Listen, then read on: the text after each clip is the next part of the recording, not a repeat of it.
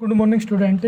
आज हम पढ़ेंगे आपका जो हिमालय की नदियां हैं पर मुख्यतः उनके बारे में पढ़ेंगे। जैसे हमने पीछे देखा आपका हिमालय नदियाँ प्रायद्वीपीय नदियों में अंतर, आपका ड्रेनेज बेसिन क्या होता है या अपवाह द्रोणी क्या होती है, जल विभाजक देखा हमने। अब उसके बाद बात करते हैं हम आपकी हिमालय की नदियों की।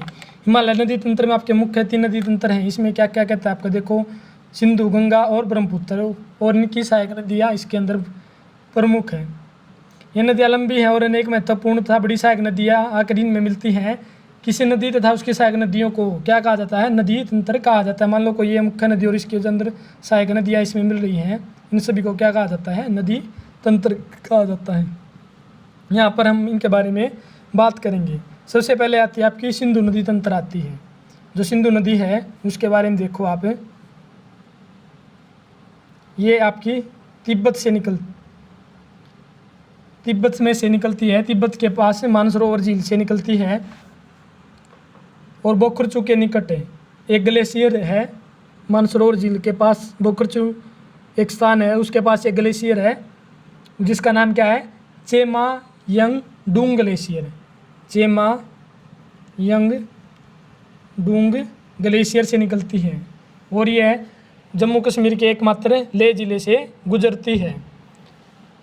गुजरती हुई आकर आगे पाकिस्तान बलूचिस्तान से होते हुए और अटक के पास ही आगे निकलकर पाकिस्तान में जाती हुई लास्ट में ये क्या है? अरब सागर में विलीन हो जाती है। इसकी जो मुख्य सहायक नदियाँ जैसे सिंधु, झेलम, चिनाब, रावी, व्यास, सतलुज, ये सब इसके पास मिठानकोट में आकर मिलती हैं। यहाँ इसके बारे में हम डिटेल से बात करेंगे। देखो इसके अंदर आपका क्या कहता है, सिंधु नदी का उद्गम मानसरोवर झील के निकट तिब्बत में है। यानी कि इसका एग्जैक्ट देखा जाए तो तिब्बत के मानसरोवर झील के पास है एक स्थान है बोखरचू के निकट, बोखरचू, और उसमें एक ग्लेशियर है जिसका नाम क्या है? चेमायंगडुंग ग्लेशियर से यह निकलती है और तिब्बत में इसको शेरमुख या सिंगी खवान के नाम से भी जाना जाता है। किसको? सिंधु नदी को। उसके बाद क्या कहता है, पश्चिम की ओर बहती हुई यह नदी भारत में जम्मू कश्मीर के लद्दाख जिले में प्रवेश करती है। इस भाग में यह बहुत सी सुंदर है दर्शनीय गोर्ज का निर्माण करती है। इस क्षेत्र में बहुत सी सहायक नदियाँ जैसे जास्कर, नबूरा, श्योक और हुंजा इस नदी में मिलती हैं। ये सब किसकी? सिंधु की सहायक नदियाँ हैं। सिंधु नदी बलूचिस्तान गिलगित से होती है, अटक में पर्वतीय क्षेत्र से बाहर निकलती है। यानी बलूचिस्तान और गिलगित से होते हुए पाकिस्तान से आपके अटक में से पर्वतीय क्षेत्र से बाहर निकलती है। उसके बाद इसकी जो मुख्य सहायक नदियाँ ब्यास, सतलुज, रावी, चिनाब और झेलम आपस में पाकिस्तान में मिठानकोट के पास सिंधु नदी में मिल जाती हैं। इसके बाद यह नदी दक्षिण की तरफ बहती हुई अंत में कराची के पूर्व की ओर अरब सागर में विलीन हो जाती है या उसमें मिल जाती है। सिंधु नदी के मैदान का ढाल बहुत धीमा है। सिंधु नदी का 1/3 से कुछ अधिक भाग भारत के जम्मू कश्मीर, हिमाचल तथा पंजाब, शेष भाग पाकिस्तान में स्थित है। 2900 किलोमीटर लंबी सिंधु नदी विश्व की लंबी नदियों में से एक है। यानी कि कहीं पर इसकी एग्जैक्ट जो लंबाई दे रखी है वो 2800 किलोमीटर दे रखी है। अगर हम सिंधु नदी के क्षेत्रफल की बात करें तो वो कितना है? 11,65,000 स्क्वायर किलोमीटर है। अगर ये क्षेत्रफल भारत में देखें तो इसका क्षेत्रफल भारत के अंदर कितना है? 3,21,289 वर्ग किलोमीटर स्क्वायर है।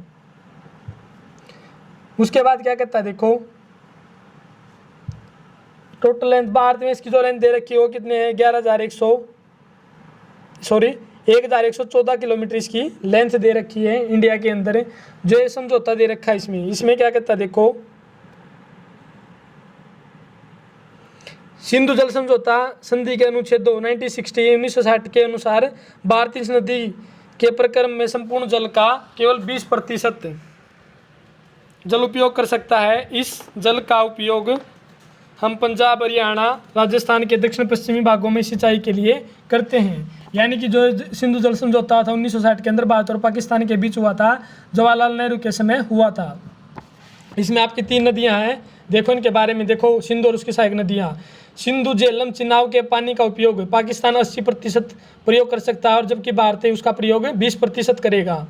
और रावी, व्यास और सतलुज नदियों का पानी पाकिस्तान 20% यूज करेगा और इंडिया इन 3 नदियों का पानी 80% यूज कर सकता है। उसके बाद क्या कहता है, जो इसकी मुख्य सहायक नदियां हैं, जैसे आपकी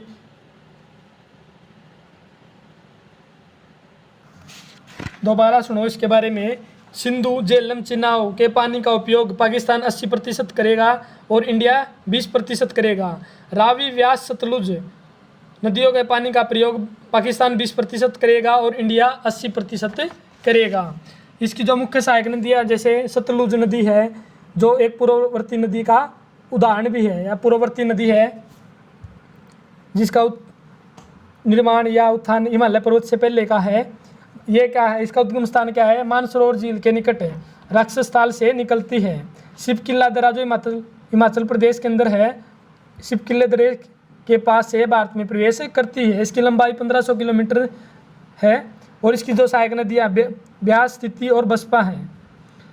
इसका संगम कहाँ है, कपूरथला के दक्षिण पश्चिमी सिरे पर व्यास नदी में तथा मिठानकोट के निकट सिंधु नदी में होता है। यानी कपूरथला के निकट ये क्या है, ब्यास नदी में मिलती है और मिठानकोट के निकट ये सिंधु नदी में मिल जाती है, जो पाकिस्तान के अंदर आपका स्थित है। इस पर परियोजनाएं की बात करें, बाखड़ा नांगल, गोविंद सागर बांध, नाप्ता जाकरी बांध और कोलबांधी परियोजनाएं इसी के ऊपर स्थित हैं। दूसरी नदी है झेलम नदी, जिसको विस्ता भी कहा जाता है और झेलम नदी पर ही आपका मंगला बांध बना रखा, जो जम्मू कश्मीर के अंदर स्थित है। इसका उद्गम स्थान कहाँ है, बेरीनाग के समीप शेषनाग झील से निकलती है, जो जम्मू कश्मीर के अंदर स्थित है, जो पीर पंजाल पर्वत की पदस्थली में स्थित है।